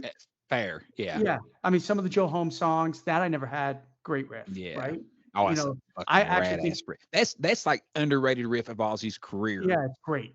Yeah. Get Me Through has got a great riff. Can You Hear Them's got a great riff. Mm-hmm. So I think Down to Earth is probably the last record that and fuck that is 22, 23 years ago. So I think the problem is Black Rain should have had riffs because Zach wrote that record. But I think it was during the time when Zach was just concerned about down tuning as low as he could go. A lot of that record is tuned to A, which you just can't write riffs as well when you're tuned that low because it becomes very rumbly. Now I'm talking as a guitar player. So to me, I think Zach just wanted to do that, very, very rhythmic style sound instead of tuning to E flat, which we all know is Ozzy's best tuning. And that's where you can write riffs to, which is why 13 sounds great. And 13 has a lot of riffs. But I think that's the issue is a lot of it is producers are writing the songs musically. And I think when a producer writes the song, from my experience, what they highlight is the vocal melody, which is fucking Ozzy has them in spades. So instead of taking anything away from the vocal melody, they create music that actually enhances the vocal melody. And I think that's a big reason for it. And I think the main reason with Black Rain, Zach just was more into down tuning than having really good riffs. All right, Josh, why Agreed. don't you go? No, I mean you stated it perfectly, and I agree 100%. It's just songwriters. They're songwriters now. It kind of went from being a band at the end of Osmosis right there in that era to being writing more with songwriters, and that's what you get. You get more Right. songwriter type songs versus these riffs from a heavy metal band. If you put back in the day Dimebag Darrell with Ozzy, yeah, you're going to have some riffs, Right. right? But by the way, guitar players, he's dead, but God, Dimebag and Ozzy would have been fucking amazing, wouldn't it? Whew, that would have been cool. Yeah. He loves for sure. Pantera. And Yeah. fuck you. I like down. All right. So that's a great question, though. And I think we kind of covered it. And I think that's why Richie Faulkner would have been a great choice for Ozzy. I think the riffs would have been back in spades, man. Awesome. All right. Up next, we have Matthew Chidester. Who's the only other person you've ever seen that holds the hands the same way Ozzy does? The Emperor from Return of the Jedi. Just as much as his voice, I think Ozzy's success and longevity is owed to his incredibly unique physicality, his body language. It's on full display, even as he sits in a chair, as in the new crack cocaine video. Josh? He's got an aura, man. Ozzy's got a vibe. He's like when Dan said Tony Iommi's the coolest motherfucker on earth. Well, so is Ozzy Osbourne, and he walks in a room and he owns it all the time. He has a charisma that you can see from literally watching him across the room, right? And he knows how to always be an entertainer. He knows he's always on display. Right. So Ozzy knows how to pose. He knows how to look. He knows how to stand. He knows how to do anything. And I guarantee you, doing a photo session with him would be the easiest job on earth because he already knows what he has to do. And I think he's become that. It's kind of like when you're a wrestler and you're in character all the time. Like the Undertaker has to be the Undertaker even when he's at the airport. I think Ozzy feels that way also. And I think he just knows how to always portray that image of the Prince of Darkness. Yeah, I think I couldn't have said that any better, to be honest, Josh. The truth of the matter is, I think that persona, though, really developed as a solo artist, not Black Sabbath. No question. Right? Yeah. When you look at the Black Sabbath videos, he's got a few really cool ones, but that was the Ozzy Osbourne birth, his as a solo artist. And I think nobody's like Ozzy to answer the question specifically. Honestly, I just really don't. He's such a cool motherfucker. Honestly, I mean, he's got his persona and he's worked on it for years and years. So much so he got tired of it. By No More Tears, he was tired of it. He didn't want to do it anymore, but he's embraced it and came back to it. Okay, so the next question is from Mason Johnson. I've always been curious about the vocals on No More Tears on the album. Like the vocal sounds on that album, I've never heard Ozzy make before or since then. Just his overall tone sometimes is very different on this album. Am I alone in thinking this? A big part I've always wondered is if it's the backing vocals on the album. Is Zach hiding in the mix, maybe, or someone else in the band? I know these things go uncredited a lot of times, so even you guys may be stumped on this one. But it's one of my absolute favorite vocal performances from Ozzy. I never hear anyone bring this up. This is a great question. And who is this again? This is Mason. I love this question, Mason. So actually, all of the vocals are Ozzy. He's doing a bunch of overdubs on this, and that record is very slick. We've talked about this a lot. No More Tears is clearly the most slickest album of his career, right? From a production standpoint. So a lot of what you're hearing is Dwayne Barron and John Purdell, who produced the record, and they had a vision in their head of how they wanted to hear some of those backing vocals. You hear a lot of Beatles stuff on that record, and I think that's what you're hearing. Like if you listen to the Oz on Road to Nowhere, which Ozzy is performing, but it's very Beatlesque, it's very layered. So you're hearing a lot of layered Ozzy harmonies, and Ozzy actually doesn't do a lot of harmonies. So I think that's what you're hearing on that record. That album, Ozzy's just full of harmonies, and they're very layered, and he really they produced the shit out of that. I mean, hats off to Dwayne and John because they really did a great job. And kept Ozzy happy. He enjoyed the production of that record. Right. But like we've said many times, his slickest production by far. And had to do that for you, Dan. It's been a while. Awesome. But no, I couldn't agree with you more. I think it's just that's all Ozzy. If you're in a band, typically, unless you have four or several members who could be a front man, then you typically won't use them in the studio either. I mean, Zach can sing in the studio and be just as good as anybody. I don't mean it like that, but like in my band, I'll do backing vocals live, but in the studio, our singer does all the vocals Right. because I'm just not really that great. Zach can sing great for sure, but it's Ozzy Osbourne's production. He's gonna do the backing vocals in the studio, and then Zach, of course, would do them live from time to time, but that's a totally different animal when you're doing that. So Yeah, and obviously got criticized for bringing Robert Mason on a few tours, or that one tour. Was it the Osmosis tour for sure? yeah, Yeah, because that's from the '97 Phoenix CD. He was there at yeah, that show. But when you have all those layers and stuff like that on some of those songs, you just need somebody to sing the backing yeah, vocals, and nobody else at the band sang at the time. So somebody to harmonize and sing some of those out. But when Zach is in yeah, the band, Zach does them. So we don't need that. We don't need a guy behind the scenes singing. Yeah. yeah. And just Let's for the clarify record, that he was real not, quick. Yeah, clarify that real quick for the listeners who may not know, Dan, what you're talking about. The yeah. '96 So tour. yeah, during the '97 tour, Ozzy went out with Robert Mason as a backing vocalist and kept him off the stage. People try to claim Robert Mason was singing live, but he was not. He was helping Ozzy hit some of those harder notes, like on a song like I Just Want You. He was doing all the backing vocals, like on Road to Nowhere. So, he would hit the high harmonies. Maybe if Ozzy had a hard time hitting a single note, he would hit it and Ozzy would take the low note. So stuff like that. So they used a different vocalist because they didn't have Zach singing out front anymore. And everybody made a big deal about this, but to me, there's no difference if Zach sang it or if Robert Mason sang it. Same shit, just one was on stage, one was off stage. And funny enough, now everyone just does it with the vocal track, and Right. that's a wholly different animal. But at least Ozzy had kept it live, and it was a live person over there doing it. They just weren't on stage with him. So Yeah. So I hope that answers your question, Mason. It was all production. That's all down to the producers. Ozzy singing those. They made that album very, very layered. And what I mean by layered is a lot of vocal tracks. Obviously, Ozzy always doubles his voice, but we're not talking about that. We're talking about a lot of harmonies, and that just made that record that much bigger and better. yep. All right. Up next is Aaron Day.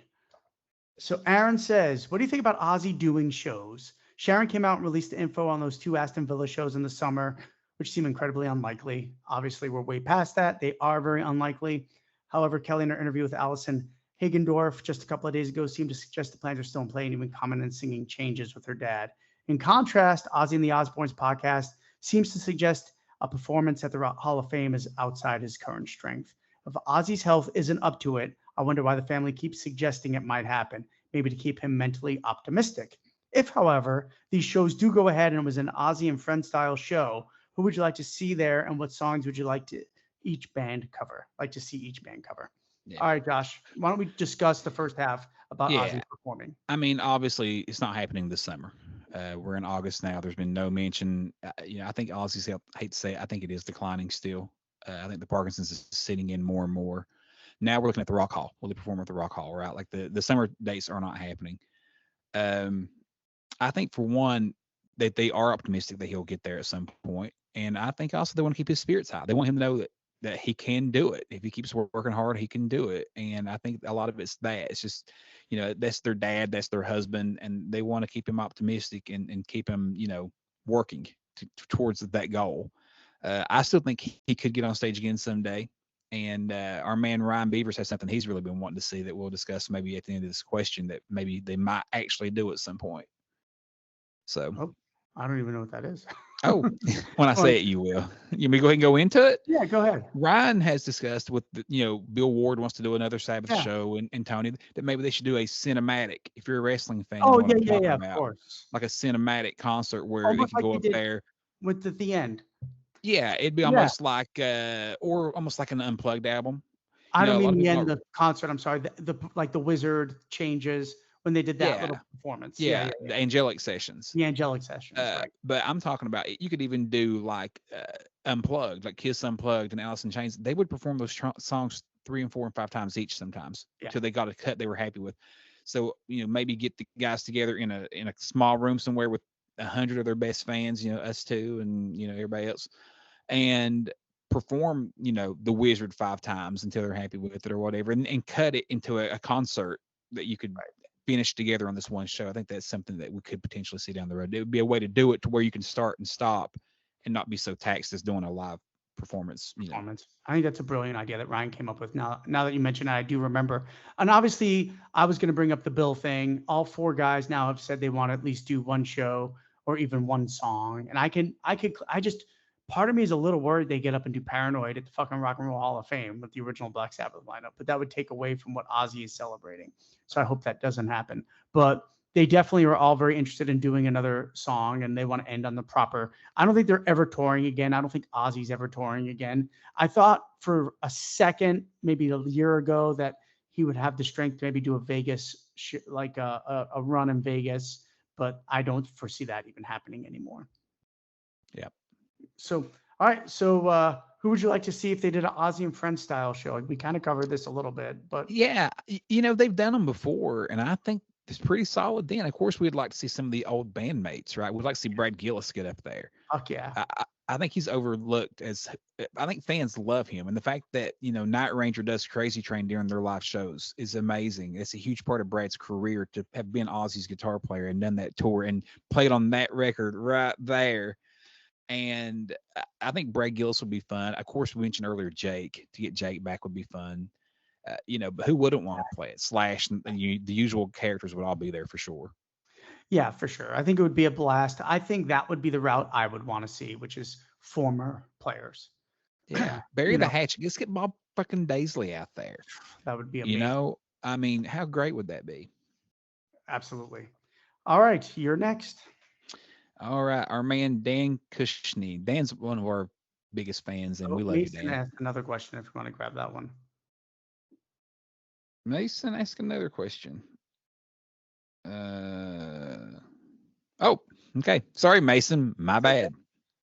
I was trying to move on to Dan. I was just so excited I got a thing for guys named Dan. I can't help it. Another question from Mason Johnson. How are we, as the fans, able to put pressure on the Osbournes to release some of these unheard studio gems? We like these kind of questions, Mason. Yeah, that's why I wanted to go glad back. I didn't skip that. The Vi tapes and, of course, the Holy Grail come to mind. Do we bombard all their socials like we've got to hear this stuff? I think about it all the time. Well, you are in a room with me and Dan because we think about it all the time, too. And I think they do hear social media.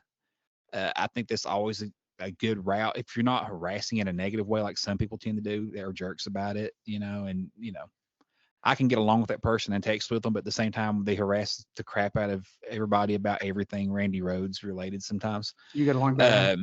But I think they do hear the social media. That's kind of a proof, the Holy Grail tapes coming to light again through social media. It's kind of proof that they do hear that. So yeah, speak up about social media. We've tried.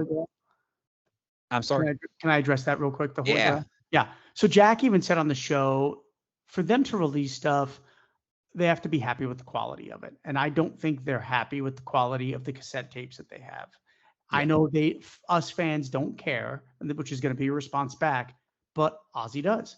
Ozzy is very critical of what he wants to put out. And so is Tony. Tony is even more critical than Ozzy. So everybody shits on Ozzy for this, but Tony doesn't release stuff either because he's super, super sensitive on him not releasing stuff that is not up to his expectations. And Ozzy's the same way. So even though there's some cool stuff that Bob has on the Holy Grail, I don't think Ozzy ever lets it see the light of day because he doesn't feel like it's up to studio standards. And Jack kind of hinted at that. Yeah. And, artists have that. I mean, we go back to forever ago when Dolores Rhodes refused to release the Quiet Riot stuff. She's like, Randy asked me not to release it. That was his wishes. Right. Had Randy been with us today, he might have changed his mind. And, but, it's hard to go against that. But for Dan, which one do you think, if you could hear any of those? Oh, that's a question. Don't ask it yet. Somebody asked that question. It's on the last page. Oh, yeah. Okay. Yeah. So we'll hold that one off. It's I'm great. Jumping ahead. Yeah. That's a great question. Yeah. All right. So I think the best way is what Josh said, just social media in a respectful manner. Listen, a lot of stuff is going to come out, unfortunately, after the man passes. It's just the reality of it. Reality. Elvis is releasing a new record on Friday. So for real? Yeah. So they're doing some new stuff with the Memphis sessions. They're taking out a lot and stripping it down, which I love Elvis. So it should be fun to listen to. Me too. The truth of the matter is it's going to come out, a lot of it, maybe not the Holy Grail, but in my heart, I think X-Ray and some of this other stuff we'll talk Mhm. about will come out. Right. Yeah. Okay. Yeah. And again, this verbiage, putting it out there, when Steve Vai mentioned, X-Ray, and then, Dean Castro, we've spoken with Dean Castronova's kid, Kyle Castronova, by the way, shout out to that guy. He listens He's to awesome. us a lot, and he's an awesome dude. He's always Great guy. hitting us up, and he's talked to Dean through him to Dean about the X-ray sessions, and Dean doesn't even have a copy of it. But About that. they've talked about it recently. Jack's mentioned it, Sharon's mentioned it, Steve Vai's mentioned it. That's what we need, is just a chatter, just keep it out there. Yeah. And eventually at some point it'll cave. Yeah, and we know there's a shit ton of just songs out there. I mean, we mentioned in the on the episode many a times. There's that, I even mentioned it to Martin Popoff, that '99 "I Did It All for You" album, and all of those songs are unreleased, kind of. Yeah. So it's interesting how much material the man really does have. All right, next Yep. up from Dan Cushney. What's up, Dan? Dan is an awesome guy and a great fan, so thank you, Dan. What is your favorite guitar tone from Ozzy's back catalog? Oh, two jump out at me. You go Yeah. first. Yeah, there's two that really jump out. And it's Randy Rhoads is just a god musically to me, and his tone was right there. But Zach Wild's tone is identifiable as shit. I mean, the minute you hear his tone, and I mean the Zach Wild on the No Rest for the Wicked, when it was a Les Paul going through a Marshall, and his tone was just, to me, through the roof on that No Rest for the Wicked tour. I'd probably go with that. Fucker. Still my thunder. I actually don't like Randy's tone on Blizzard. If I know it's sacrilegious to say it, but I'm not a big fan of Randy's tone on Blizzard. I think his tone improved dramatically. Yeah, you on think tuning Diary. down for Diary helped a lot? Yeah, but I think they had more time to dial in. Well, they had less time, but for some reason they just dialed in a better tone. I don't know if he was bought new gear or what, but I think the tone is much better on Diary. But my answer is clearly No Rest for the Wicked. It's just that guitar tone. Thank God, by the way, Zach re-recorded his guitars. We covered that in our deep dive, but the original producer, they didn't like the production on the guitars, and they went ahead and redid it with Keith Olsen. Yeah, guitar sounds so slam, and Zach in general in that era, man, was just so fucking shit hot, like amazing. Yeah, right. All right, Brad Chamberlain. If Randy Rhoads didn't pass away, what would the future of Ozzy look like and sound like going forward after Diary? That's a question we'll wonder for eternity. Half the people around Randy said he was ready to leave Ozzy's band. Others have said he wasn't on the show. Kathy Rhodes and Kelly told us, by all accounts, they know he was happy in the band. He did not plan to leave the band like people think. I think Randy would have been around for another album or two and then been gone. And by this point, we would have had the reunion. I think at some point. Dan, what do you think? Ooh, this is a great question. Obviously, this is what I believe. Before Randy died, before Blizzard of Oz was even released, really, Ozzy had been talking for years about his first 4 records: Blizzard of Oz, Diary of a Madman, Killer of Giants, Bark at the Moon. Those are the 4 records Ozzy was going to release, and there is no question Randy would have been on all 4 of them, right? Wouldn't you agree? Yeah. And I think Randy definitely would have done another record. He was burnt out. He was not leaving the band, contrary to what everybody said. Sure, Ozzy punched him. I've been punched bandmates in the past too. It happens. It's not the end of the fucking world. Trust me. And I think Randy just wanted to take some time off. They were on the go straight with no time off. Album, tour, tour, and then unfortunately he passed. So I think he would have taken some time off, maybe done some teaching at his mom's school, and then they would have gotten right back into it after after the 3rd record. So by the time they would have recorded their 4th record, I think Randy would have had his batteries recharged. I think he would have continued to develop, let's talk about this a little bit, his classical style. And I think we would have seen that more brought out. And I think that would have been really tailored. I think he would have continued to improve even as a solo player. I could have seen Randy some days, and even though he's my favorite, explore arpeggios. I really do, because it's very classical inspired, and I think he would have started down that path a little bit too. Yeah, I agree. Actually, I think Randy would have eventually veered in a direction that a lot of rock fans wouldn't have been happy with. A lot of hard rock fans, because he's a musician and he would want to grow and move on from the hard rock guy thing. Yeah. I agree with that totally. And yeah, I agree, man. I think he would have been around. And like you mentioned, the punch in the nose thing. People always want to bring that up. Ozzy punched him in the nose. Randy happened to pass away not long after that in a freak Right. accident. Had he not passed away for years, it wouldn't have been even an issue because this shit happens in Motley Crue once a week. Like everyone knows, it's this shit that happens. It does. You're brothers. You're around each other all the time. You love each other. You hate each other. You get upset.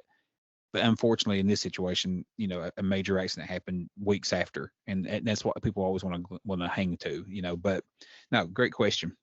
I will say this: if anybody has any question, just look at how Randy and Ozzy look at each other when Randy is receiving the, up and coming new guitar player award, right? They are looking at each other with so much love, and Ozzy has so much admiration, like a proud parent looking at Randy. Those two loved each other. I don't give a fuck what anybody said.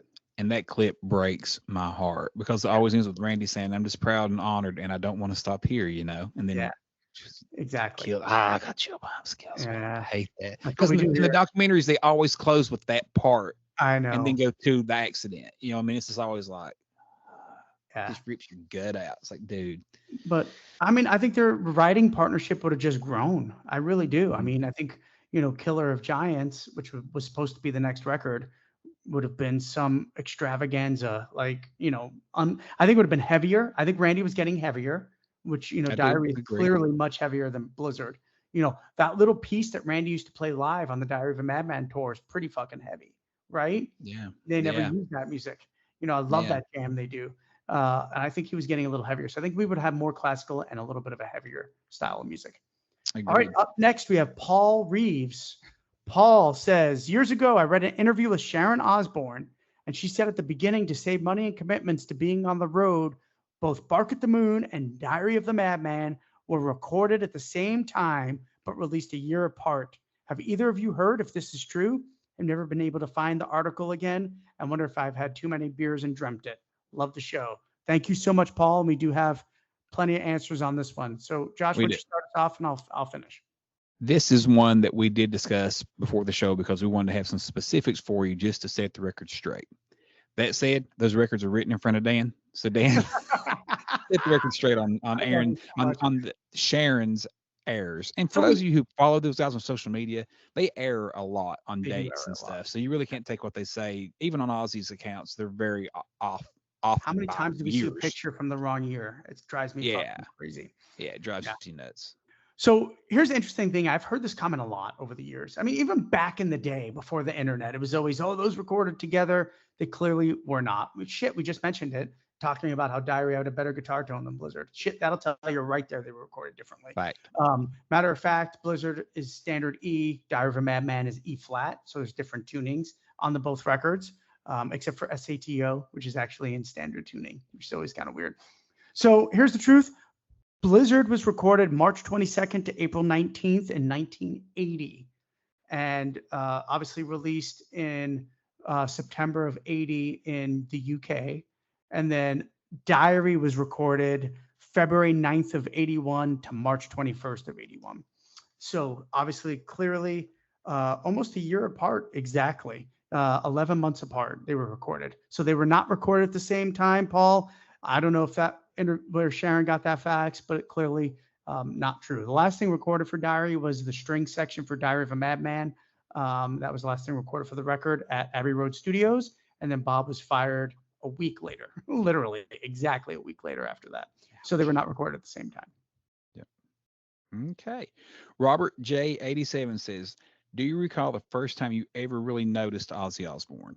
Like, was it in Sabbath already or solo? And do you recall the song? Dan? All right. So we've talked about this a little on the show, definitely the first episode, but I was introduced to Ozzy by my brother, older brother, John. He was going to see him in concert. So his buddies would start bringing over a couple of Sabbath records and some Ozzy records. At the time, Diary was just released, and he was going to see Ozzy on the Diary of a Madman tour, which was January 2nd, 1982, out here in Phoenix. And, kills me. My brother got to see Randy and I didn't, but it's awesome that somebody in my family did. So I got introduced to Ozzy mainly through the Diary of a Madman record. That was the new Hot album out at the time. And his friend Philip our friend Dan Hake would bring them over, Philip Kazee, and we would just, that's how I noticed him. But at the time I was like, man, this is cool, different. I never heard anything like it in my life. And then when my brother came home that next day, I remember looking at the tour program, and that's when I really fell in love with Ozzy, the Diary of a Madman tour program, because he has some of the coolest pictures of him almost looking like Vincent Price in a horror movie with the pit and pendulum, and he's got the makeup on, he's got the makeup off, he's got the weird picture where he's eating a hot dog in it. I don't know if you know that picture, but I absolutely fell in love with Ozzy at the tour program for Diary of a Madman. I was obviously known to him, but once I saw it, I was hooked. That's when you were hooked. I've told the story a lot on the show, but when I was probably 6 or 7 years old, I would watch wrestling all the time. And the Road Warriors used to come out to Iron Man. Yeah. And they were on motorcycles, and they had on their, their football pads with the spikes on them, and just that die. And I just remember, it's a small kid, but man, they are fucking cool as hell. Who are these dudes? And the music's fucking awesome. Yep. And all I knew for years was that was the Road Warriors music. And I was probably around 11 or 12, and my brother had an Ozzy. It was the 10 Commandments cassette tape. And he would listen to that one. And that really is when I was like, okay, this guy is a little bit special for me. So when I came in, it was actually around the No More Tears era. Live and Loud had just been released. I remember going to Walmart, and that was back when the CDs were in that little 93. sleeve. Remember that long sleeve Yeah. they used to have? Oh, yeah, the boxes. And yeah. And I was, 12, 13 years old, come out in 93, so I was 13 at that point. And I remember picking up Live and Loud, and that was the fresh new release. So that's when I really came in. But it was the Road Warriors and the early music with that, and then my brother and the 10 Commandments cassette tape, which is very collectible now. If any of y'all have those hard to find. I think I have 2 copies on CD. I don't have it on cassette. Do you have it on cassette or CD? I have it on CD. CD. Yeah, definitely. But, I have the wine box though too for the 10 And my Commandments.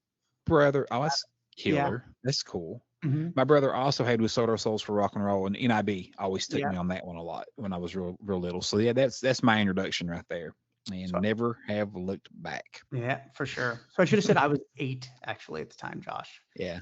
Yeah, 8 Wow. going on 9 actually. No, wait a minute. Yeah, I was 8 going on 9. Shit, I don't even know my own age. Yep, that's crazy. That's how old you are. When you don't remember your own age, you're 81. old. Okay, so next up is Rudy Riot. Did I read that one or did you read that one? Is it It's my your turn? Okay. Yeah, it's you, man. What do you guys think of the craziest topic that an Ozzy solo song was written about? Isn't Bloodbath in Paradise about Charles Manson killings? What's the absolute wildest song writing inspiration? Thanks for the show as always, guys. Rock on. Thank you for the question, Rudy. So, Josh, Yes, what do you for think? one, Rudy. Yes, Bloodbath in Paradise is about Charles Manson, so that's an 100%. interesting one for sure. The murder of Sharon Tate. Yeah, Ozzy always writes about what's going on in his life. He's definitely recently mentioned, if he watches documentaries or an interesting TV show, he'll pull snippets from that. Hearing you ask that, I kind of immediately go to Eat Me from Ordinary Man. I thought that was an interesting Love it. topic. Just, he was watching a documentary about cannibals and this and that, and this people eating other humans, and thought, hey, it's interesting. So he writes a fun, kind of goofy song about, hey, before I change my mind and I, eat a piece of you, eat me, or whatever, take a bite of you, eat me, or whatever it says. But, that's an interesting one for me. What do you think, Dan? Yeah, I mean, of course, let's talk about the early ones, right? We talked about, Bloodbath in Paradise for sure. I think, Mr. Crowley, about Alice Crowley, written Suicide about Solution is kind of Suicide interesting. Solution. Yeah, that's a great one, Yeah. Josh. It's a fun topic because, like, Ozzy has his version and Bob has his version. Right. And you have the play on words of the solution. When people hear Suicide Solution, they think you're saying suicide is the solution to the problem. But it was actually, in both cases, Bob's and Ozzy, it was about the mix of alcohol. Right. I actually think they're both right, because it's very possible. Ozzy, I'm sure, came up with the title Suicide Solution and wanted to write it about Bon Scott. That's Ozzy's story about the AC/DC singer who died because he froze to death, but he had passed out drinking too much. What did he throw? I don't know if he froze to death or he choked on his throw up. I've heard both, and I'm sorry, I'm not quite sure on that one. But I clearly know that I guarantee that's Ozzy's intention. I think when Bob sat down to write the lyrics, he probably wrote them about Ozzy, like he claims. I think that's fair enough. Yeah. So is there any that pop out to you? Yeah, I'm gonna go Latimer's Mercy. I think that good song is super creepy. I'm a big fan of it, actually, but that's written about Robert Latimer and killing his disabled daughter by putting her in a car in a garage and letting the car run and suffocate her. So to me, Yeah. that's a dark ass topic and really really one that's wild and out there. And I think it's awesome. It's like a horror movie. It's great. Yeah. Yeah. And no Yeah, doubt Ozzy probably watched a documentary about yeah, that or I read something. guarantee. Yeah. Yeah. Yeah. I just Yeah. love that we both pick modern songs, man. Eat Me, Latimer's Mercy. That's what But we bring there's to the show. absolutely, but there's a talent to that. Like, y'all these motherfuckers, Ozzy don't write, melodies don't matter or whatever. For one, Ozzy does write lyrics too, so fuck off. But to be able to watch a documentary and say, you know what, that's an interesting topic that people would want to hear about in a song, and to be able to translate that, there's a talent to that also. Yeah. I mean, bringing God is Dead to Black Sabbath, right? Because you saw it on the cover of a magazine. And Yeah. Ginger was like, we can't write a song called God is Dead, but To have Killer of Giants in your head years in advance, right. You know what I mean? Like, Yeah. There's a foresight there of creativity that, hey, that would be cool. It would be a cool topic. Yeah. So We're gonna have to do a rant someday on how what Ozzy brings to Ozzy is what makes it Ozzy Osbourne. You know what I mean? I know that's kind of a weird thing to say, but if it was so easy and Ozzy didn't contribute, then all these motherfuckers would do it without other people, and they clearly 100%. So All right. You're up next. I am, and I don't know how to pronounce this. I apologize, but it is Dinar or maybe Dana HR. Dana. I don't know. It's your turn. Yeah, something. Okay. I'm hoping for a complete podcast on this, but what are your thoughts on the Bark the Moon remixes, the different guitar solos, different drums, parts, lack of reverb, extra guitar tracks, etc.? Clearly a guitar player, this guy. Yeah, I love it. So we're obviously going to cover it. We have not done a Bark at the Moon deep dive. It's funny, Josh and I had to check our notes to make sure we hadn't done it, because I remember I clearly forgot we did a No Rest for the Wicked deep dive, which is fucking incredible. But yeah, so Dana, we are definitely going to do a deep dive on Bark at the Moon here in the next couple of months. Hopefully, it's one of my all-time favorite records. I actually like a lot of the remixes. Some of the guitar parts on Rock and Roll Rebel I'm not a fan of, and I like the original better. I think they're back, by the way, in this 40th anniversary. They are. Yeah, so the new guitar parts are back. I think Slow Down is much better on the remix because the keyboards have been lowered greatly. And I think the guitar rocks much, much better, and the guitar tone is better on that one. Yeah. And I would have to say, anytime you tell me lack of reverb, I'm a fan, because I can barely listen to the Headless Cross record by Sabbath because the reverb is so over the top. So we'll discuss it in more detail, but that's my synopsis. What do you think, Josh? Yeah. No, I agree with you 100%. And I will throw it out here right now. I think a Bark at the Moon deep dive could be very, very, very soon. I know how much you love that record, how much I love that record. Yeah. And that might be one of the missing pieces of our show right now. But no, I agree totally. I remember getting those like back in the day and putting it on, and you're instantly like, it's different. Right. You know what I mean? Like, you just don't expect that kind of different. You expect a different sound quality or whatever. But like everyone else, they grew on me. I grew to appreciate them. Then when they came back, like you said, especially Jake's guitar parts for Rock and Roll Rebel and some of those. But I'm definitely cool with bringing down the synth a little bit on the Bark record in general. Like you said, we've said this before. The synth gave it a dated sound a little bit. So I think that's why they kind of wanted to pull that back. And I think it worked. I think Bark doesn't sound dated anymore like it used to. So it's kind of for the best. But this is definitely something we will discuss more on a deep dive, along with all the demos we have from those sessions. I know we love the demo versions, the outtakes and stuff. So yeah, definitely. I listen to the So Tired demo all of the fucking time. It's so good. So yeah, that's a great question. We are definitely going to cover that soon. All right, up next, we have Turn Your Body to a Corpse. Thank you, guys. Thank you so much for, another great listener. Hey, buddies, if you had a chance to pick a never heard Ozzy recording, I'm already smiling. What would you choose? Early Earth Sabbath, Ozzy with Necromandus members in the mid-70s? That's a good one. Blizzard of Oz rehearsals, Steve Vai sessions, demos, 50 shows? Congrats. Cheers from Peru. Thank you so much, Turn Your Body to a Corpse. We're big fan of yours as well. So thank you for the kind words. Josh, I've been smiling just asking this question, and I got to give a shout out. This is my favorite question asked of the whole show. So yeah, why don't you start first, and then we'll talk about this a little bit. Okay. So we love this shit. So listening from Peru, by the way, thank you. It's amazing. For me, if I could hear, as big as Randy Rhoads fan as I am, I feel like the Holy Grail, as amazing as it would be, it would be nice to hear the stuff that they recorded that never made it out there. But I think a lot of it's just going to be developmental stuff, which it'd be a blast to listen to. But I wouldn't take that over a finished product or a mostly finished product. So I would pick the X-ray sessions with Steve Vai and Dean Castronova and Bob Daisley back also. That's the one for me that is the grail that I want to hear. If I could hear anything, if Jack came on here and said, "Man, I got Dad's shit. Which one do you want to hear first?" I would say, "Please put on X-ray." I can't wait. I can't wait to hear it. Dan, how about you? Yeah, I totally agree with you. Like my excitement to hear the Holy Grails is there because it's Randy more than anybody, but that would be probably maybe towards the bottom of my list. Shocking. Honestly, that would be towards the bottom. I'd much rather hear the shit he did with the Necromantis in the 70s. I would love to hear all of the unreleased demos, the 99 album I keep mentioning. There's the Ozzyland sessions. Everybody thinks they know what Ozzyland is, but we're telling you now, you do not know what Ozzyland is. But Josh and I do, and we're going to get to that. And of course, my choice is X-Ray. The fact that we can have Ozzy, Steve Vai, Bob Daisley, and Dean Castronova do a full record. I've been dying to hear that record for fucking 30 years almost now. For And real, dude. yeah, And then Steve comes out and it's like, "Oh, it's great material," and you're just like, "Oh man." yeah, for sure. But there's some weird And Kyle songs. told us that his dad, that Dean told him it was great material. That he, Yeah. so I mean, Dude, it's look like, at those oh, four guys. They're all top musicians. Yes, I called Ozzy a top musician, so fuck off if you listen to the show and you don't agree. But let's talk a little bit about the Ozzyland sessions, Josh. all right. So we'll let the cat out of the bag. Dan and I have heard the actual Ozzyland CD. We've heard it.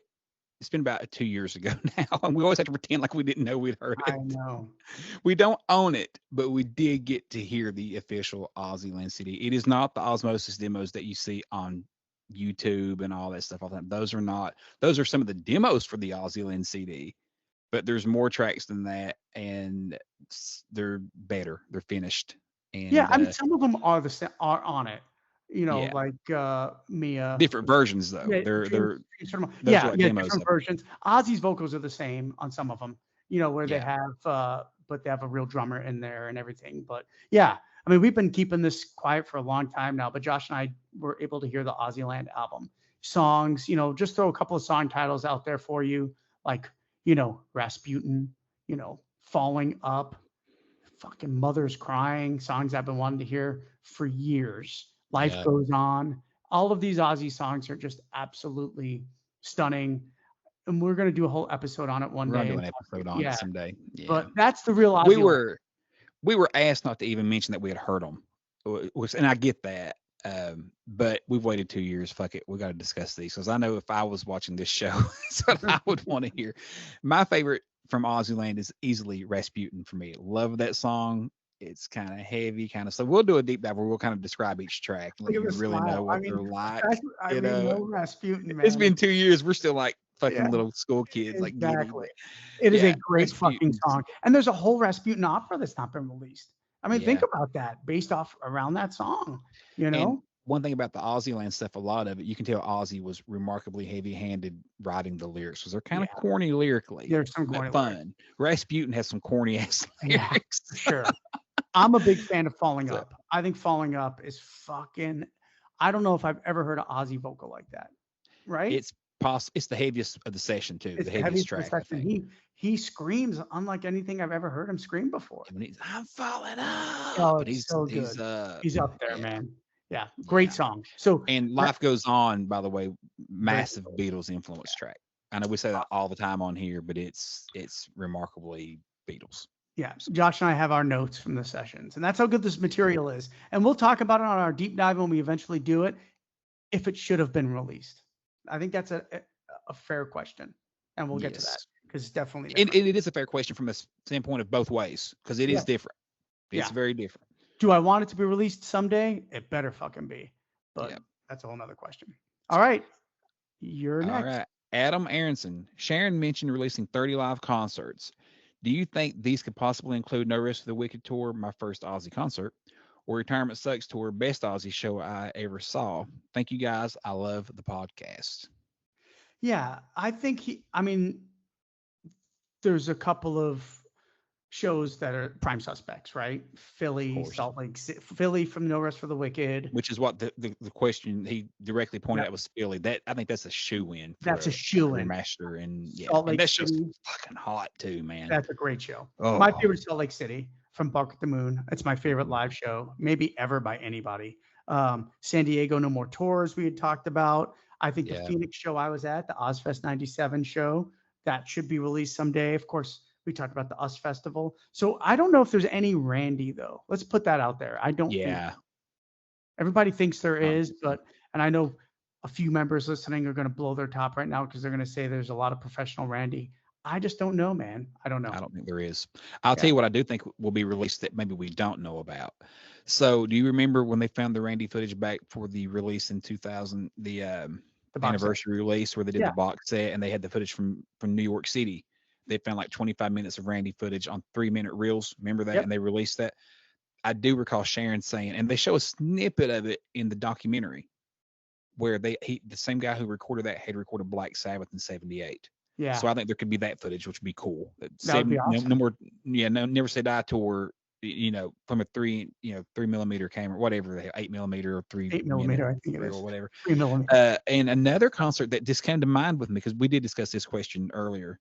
And Dan, I didn't think about this till just now, but the first time I ever saw Ozzy, the listener mentioned his first time ever seen him was Rep Arena in 1996 Retirement Sucks tour. Ozzy, Joe Holmes on guitar, Geezer, Randy Castillo. 3 tracks from that was on the television in Japan, and you can find it on YouTube. Wow. Professionally recorded for television in Japan. It says Monsters of Rock, but it was like got Japanese subwriting all over it. So if those 3 songs were recorded for TV in Japan, then that means the whole damn set's been recorded.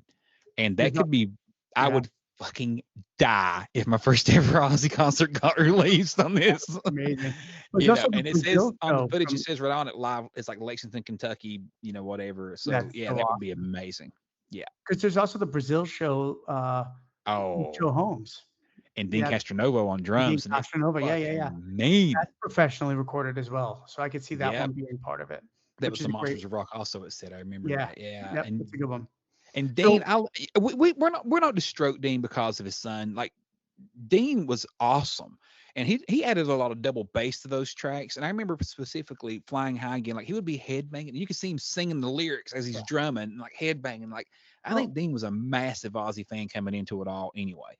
well, to talk about Dean real quick, remember we had talked about I knew Dean from the shrapnel stuff he was doing. So he was doing very, very crazy drumming when he was playing with like Tony McAlpine. He might have even played with Marty Friedman and Cacophony. I have to double check that, but definitely Tony McAlpine. And that's a lot of progressive, very, very, very talented technical shit he was playing. So when I heard he joined Ozzy, I was like, holy shit, Dean is like, He's a like a Mike, monster. Mike Portnoy type of drum. I mean, that's Yeah. the skill level Dean has. So And a he's, monster vocalist too. You ever heard him sing some of those oh Journey yeah, of tracks? It's like, course. dude. Yeah, absolutely. Yeah.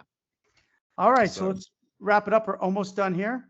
So what question are we on? Was that we are on the Franger. The Franger. The Franger asked, "Great podcast, guys. Always looking forward to it. My question: Why doesn't Ozzy's material get the deluxe treatment, like say Metallica's records and multi CD versions of albums and loads of live concerts? Instead, it's more like Van Halen, minimalist, not given the love they deserve, or like the Black Sabbath stuff, right? They've been doing a yeah. great job, right? Go Yeah, ahead, Josh. that's what I was gonna say. You literally you segued me perfectly. Black Sabbath has been doing that, and I love Yeah. those fucking box sets where you get at least like 1 or 2 live shows from the tour, and some of them aren't the greatest quality. To me, I'm gonna circle back around. That's where the Holy Grail could fit in. You can't release it on its own. The quality isn't good enough. I respect that, but when it's a bonus track that up front is demo, I believe it was the Sabotage one. The quality isn't that great on it.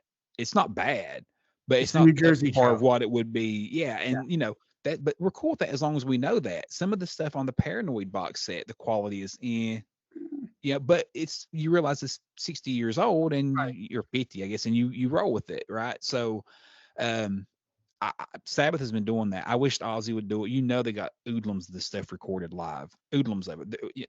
There's Well, the yeah. 1980 show with Randy Rhoads that's never been released that we were like, throw that on one of these box sets. You know, like they definitely could throw a little more on these for sure. The material's out there. Yeah, for sure. Or like they could clearly do a Bark at the Moon, right? Look at this. They could do a Bark at the Moon deluxe set, put the album on there, put the B-sides, bone up the B-side and Spiders, or Slow Down if you're in the UK, put the demos, right? And then put the live Salt Lake City show. Mm-hmm. Boom. What a fucking great box set that would be. Yeah. Amazing. It would Absolutely. be And I got, amazing. we have bootlegs of the live Salt Lake City. It's the quality's there, even on the And so bootlegs. So, I mean, Yeah. it'd be amazing. So yeah, We're I with you, agree. dude. I don't know the answer why. I think Ozzy is just a little bit more tight to what he releases. Like they hold stuff a little closer to the chest. Wouldn't you agree? Yeah, I think so. I think that's safe to say. All right, this will be my last question, and then Dan Yeah. has one more Yep. also. Yeah. So this comes from the Tape Archive. Sir, good buddy. Listen, if you don't follow the Tape Archive, go follow him on YouTube. He posts the coolest shit, like And these Twitter. documentaries and such, and they get like millions of views, and he's just the man. So He we is the can't man. love him enough. All right, the question is 50 episodes already. Wow, congrats. What do you spend all that big podcast money on? New homes, cars, what? Well, mine's guitars.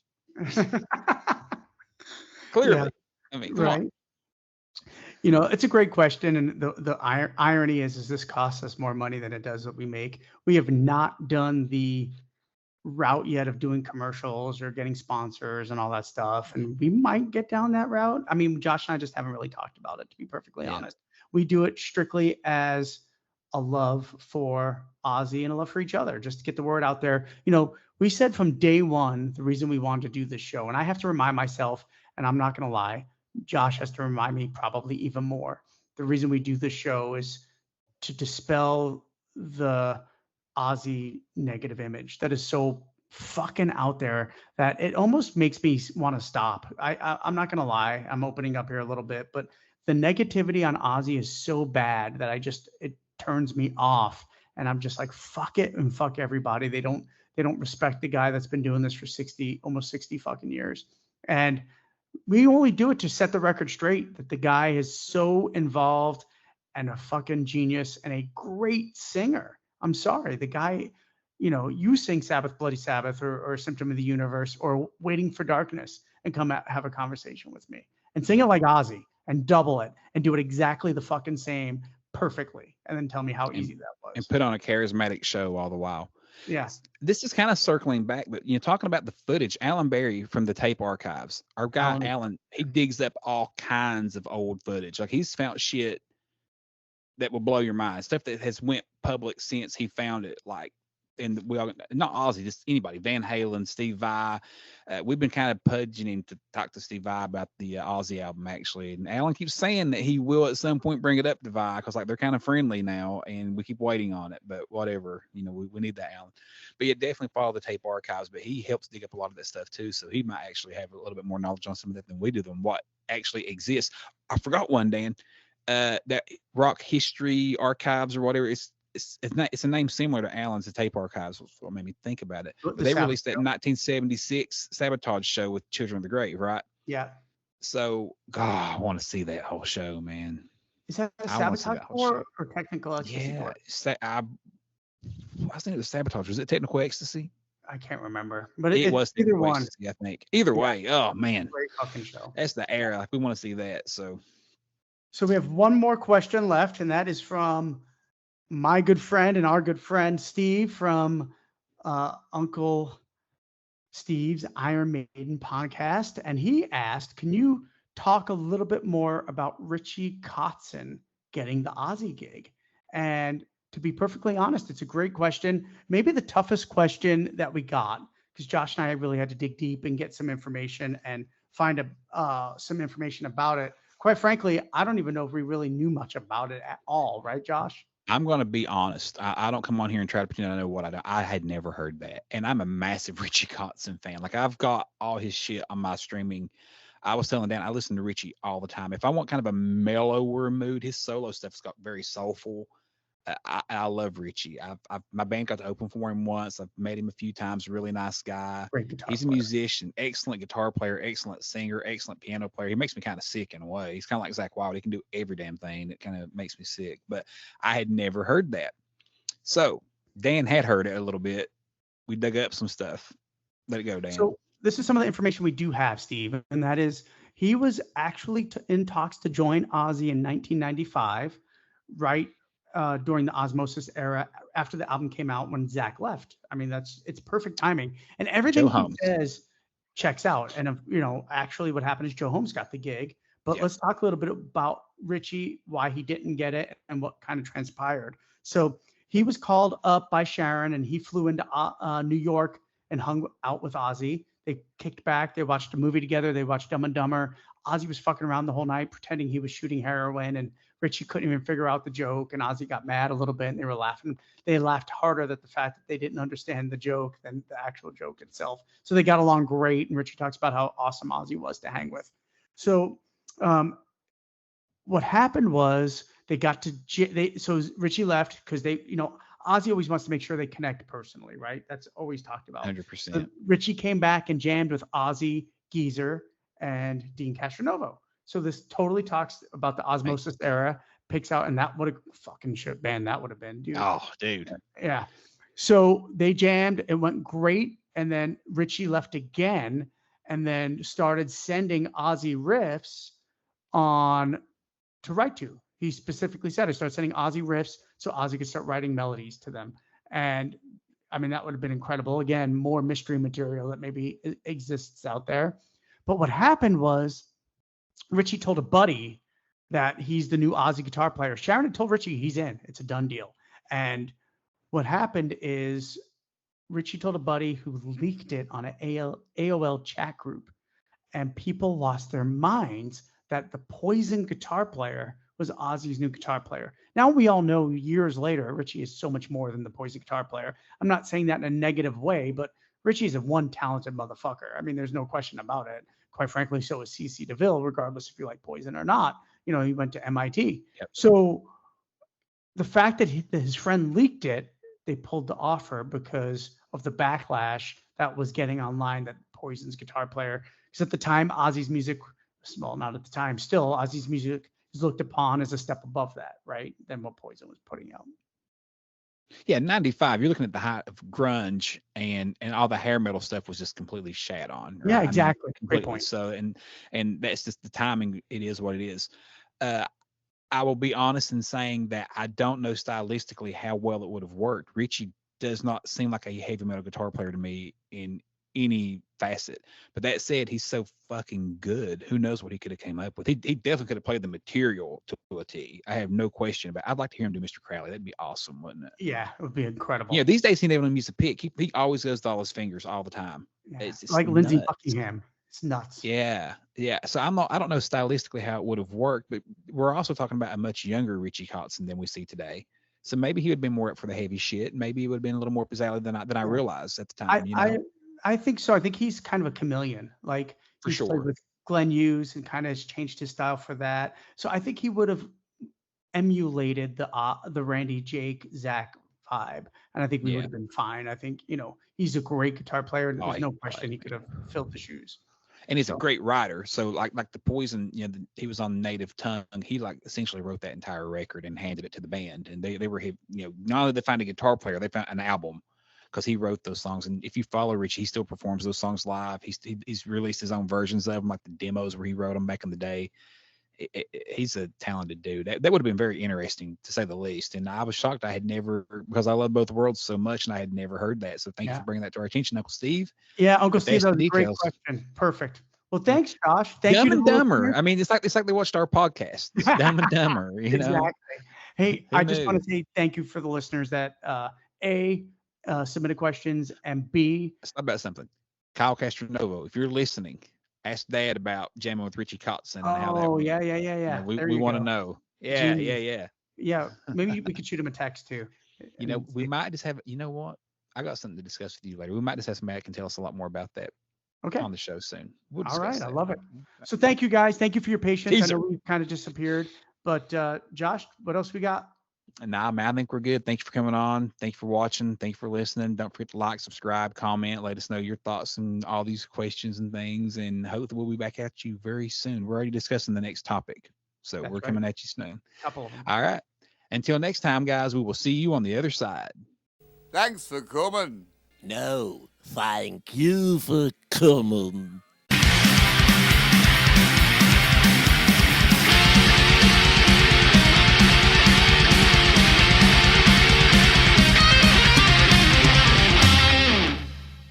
Okay, so when I record, I'm going to look like this, and then when you're talking, I'll do this.